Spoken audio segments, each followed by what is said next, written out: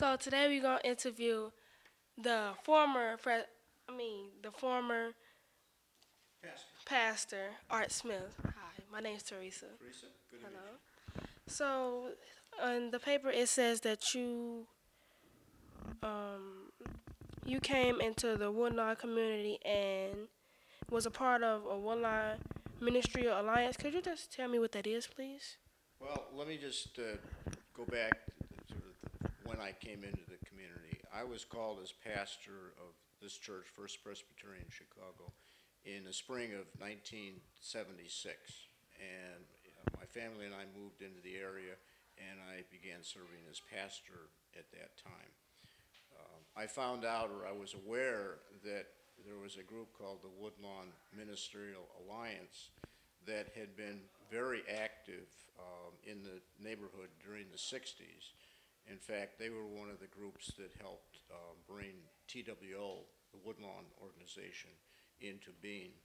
But in the time after that creation of TWO, the alliance had changed and some of the pastors had left the area, and there was just really nothing organized at that point. And so I helped kind of reestablish the Woodlawn Ministerial Alliance. And by the time we kind of got reorganized, there were about 10, maybe 12 churches that were active in that group. And the ministers would get together once a month and talk about issues in the neighborhood and things that we could do to help the residents. And by the mid-'80s, we realized that one of the major issues in the neighborhood was that there wasn't enough food. Well, there weren't enough jobs either, but food was an issue. So we established the Food for Life program in the spring of 1983, and that still continues here with volunteers from all over the city.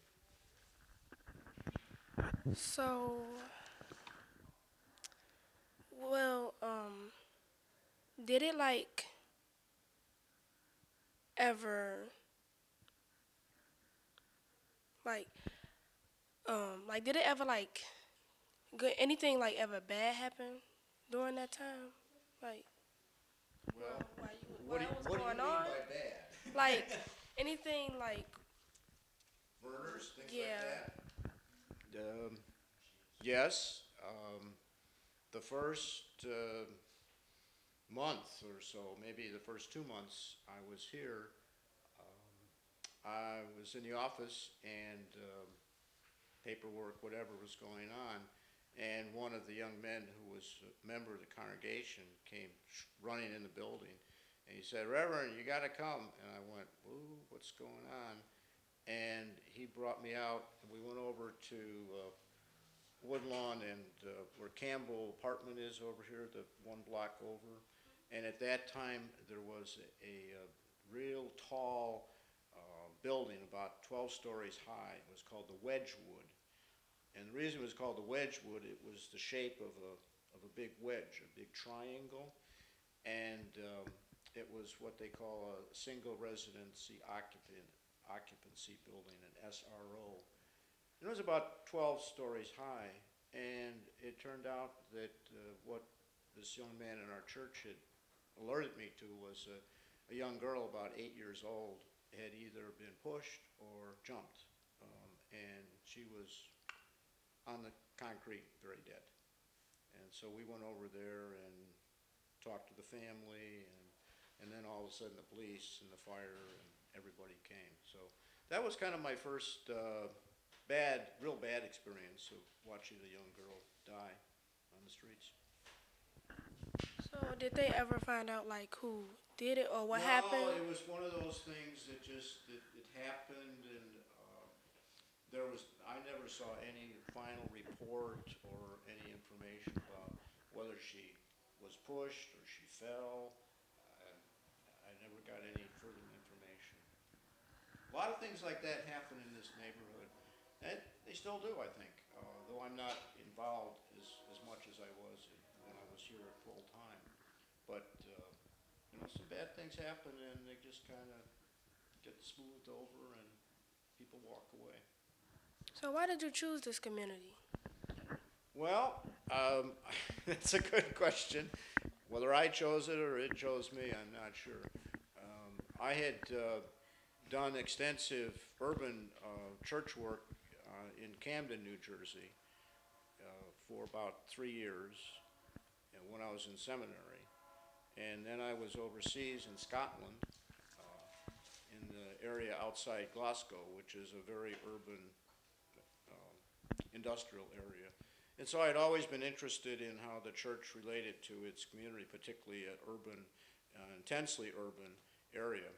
And so when this opportunity came up, I interviewed, and they liked me, and I said, well, this is a challenge, and it's not going to be easy, but we decided, my family and I, to say yes and move in, and we spent almost 12 years here.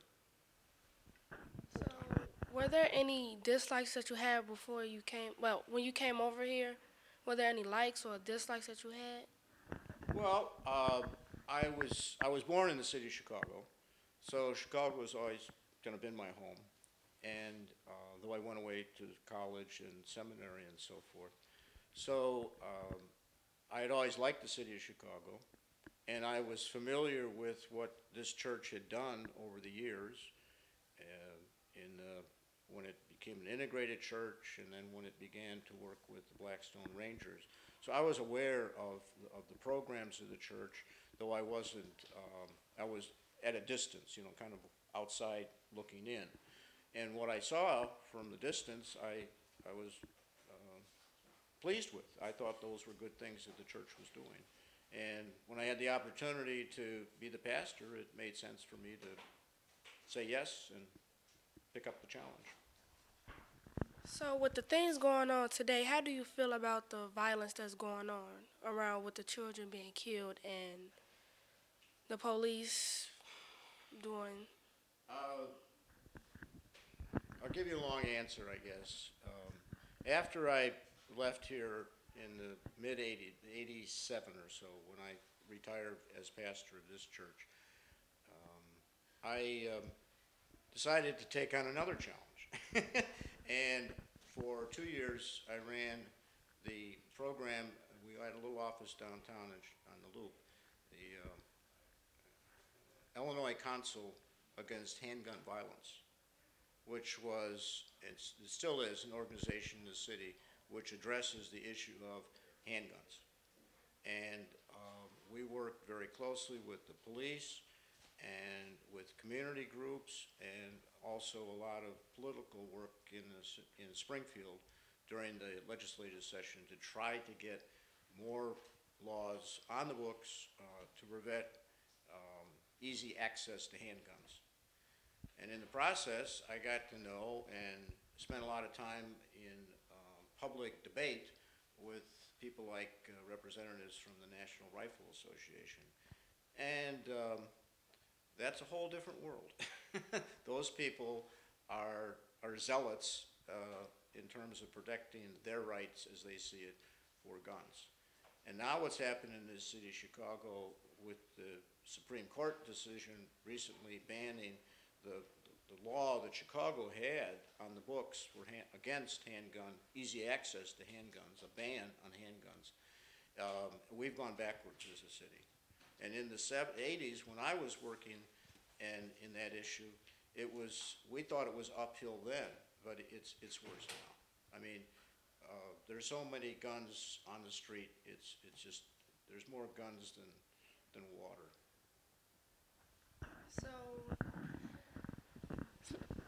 So, like, did it affect you personally? Yeah, it gives, when you spend time, one of the things we did with the council against handgun violence, we provided a service to victims of families who had handgun violence.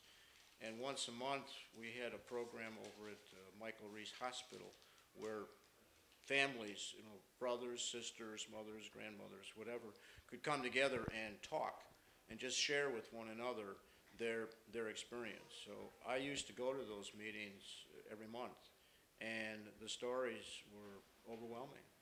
I mean, and these were people who had lost family members 10 years ago, and they were still grieving inside with the loss that they had experienced. And now that loss is magnified across the whole city, particularly in neighborhoods like Woodlawn, Englewood, and on the west side of Chicago.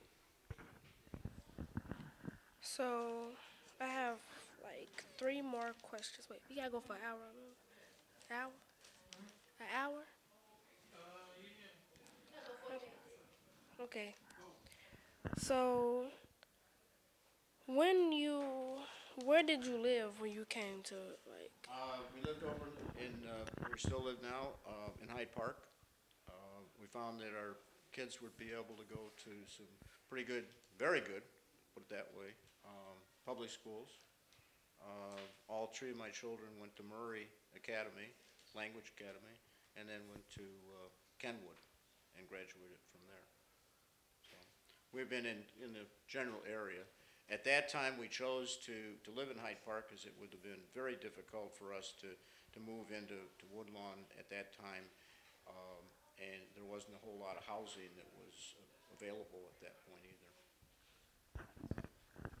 So around where you lived, were there any gang members or like violence? A lot of violence, like it is over here.